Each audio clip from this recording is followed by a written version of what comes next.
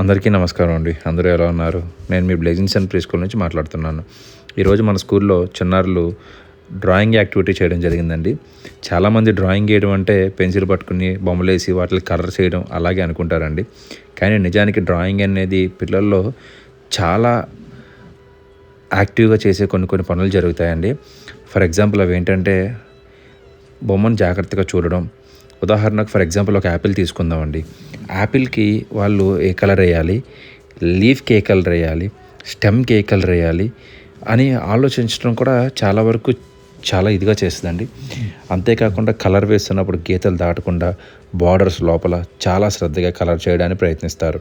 So ఇలా చేయడం వల్ల వారి హ్యాండ్ అండ్ ఐ కోఆర్డినేషన్ అంటే ఇక్కడ మనకి ఫైన్ మోటార్ స్కిల్స్ అండ్ ఏకాగ్రత, ఓర్పు మరియు ఆత్మవిశ్వాసం వంటి చాలా వరకు అభివృద్ధి చెందుతాయి. ఈ చిన్న విషయంలోనే పిల్లలు ఇలాంటి యాక్టివిటీస్ ఇవ్వడం ద్వారా వారు నేర్చుకోవడానికి ఆనందంగా స్వీకరిస్తారు.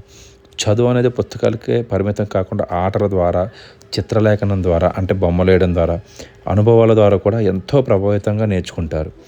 ఈరోజు మా చిన్నారులు ఎంతో ఉత్సాహంగా పాల్గొని తమ ప్రతిభను చాలా చక్కగా చూపించారు.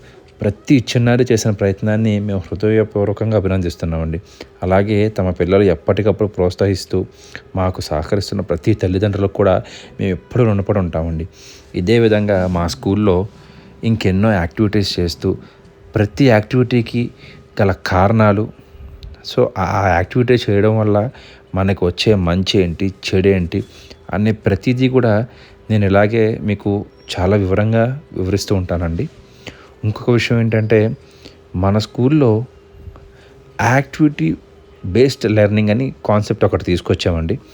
అంటే ఫర్ ఎగ్జాంపుల్ ఈరోజు పిల్లలు ఏదైనా క్లాస్లో ఒక విషయం నేర్చుకుంటే ఆ విషయానికి సంబంధించినంత వరకు మనము దాన్ని యాక్టివిటీ ద్వారా పిల్లలకి ఎలా నేర్పించగలము అనే దానివల్లే మా ప్రయత్నం అంతా ఉంటుందండి.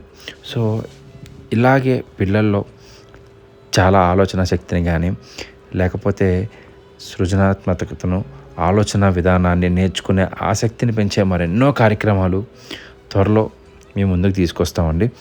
ఇలా మా స్కూల్లో జరిగే కార్యక్రమాలు ప్రతి ఒక్కటి కూడా మేము ఇన్స్టాగ్రామ్లో, యూట్యూబ్లో అంటే సమయాన్ని బట్టండి. ఒకవేళ వీడియో పెద్దదైతే యూట్యూబ్ వీడియో పెట్టడం జరుగుతుంది.